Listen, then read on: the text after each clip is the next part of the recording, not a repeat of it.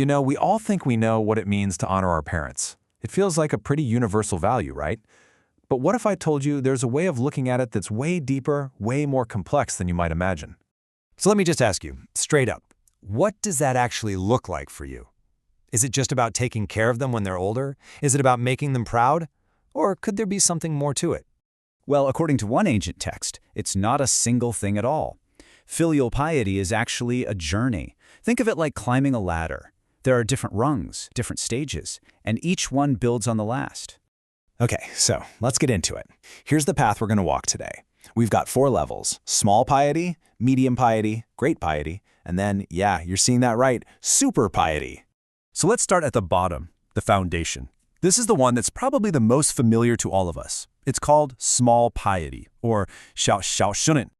This level is all about the practical, physical stuff. It's about being there, you know? Hands-on care, doing what they ask, and just seeing to their day-to-day needs and wants. The source taints this really vivid picture, right? Being around them all day, bringing them food, even washing their feet. It's all about that direct physical presence and service. But, and this is key, this is just the first step on the ladder. So how do you level up from there? Well, that brings us to the next step, medium piety, or 中小顺. And this is where we see a really fascinating shift in thinking.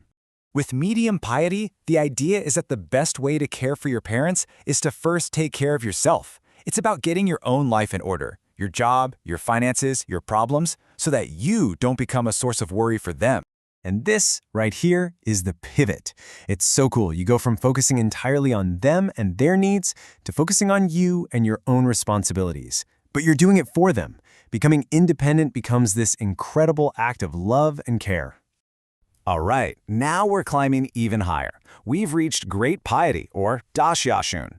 And here, we're moving beyond just preventing worry and into the world of actively creating joy and pride. At this level, your achievements are no longer just your own. Your success out there in the world becomes a tribute to your parents, it brings them honor, it gives them joy, and it lets them share in your accomplishments. This phrase just captures it perfectly, doesn't it? It means, let parents be proud and boast of you. Just think about that for a second. That feeling of giving them a reason to just light up when they talk about you, to feel like all their sacrifices have blossomed through you. That's powerful. And now we've reached the very top of the ladder. The final, most profound, and maybe the most surprising level of all, super piety, or 超级孝顺. This is where we leave the physical world behind entirely. At the absolute core of this final stage is this one powerful spiritual idea, 积累功德. It literally translates to accumulate merit.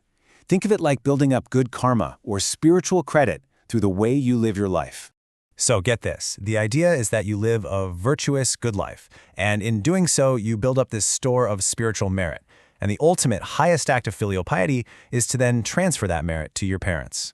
And you can see why here. The goal is just profound. The whole point of transferring this merit is to help your parents on their spiritual journey, to help free them from the cycle of suffering and guide them toward a state of real, eternal peace. It's huge. So when you step back and look at it, it's an incredible progression.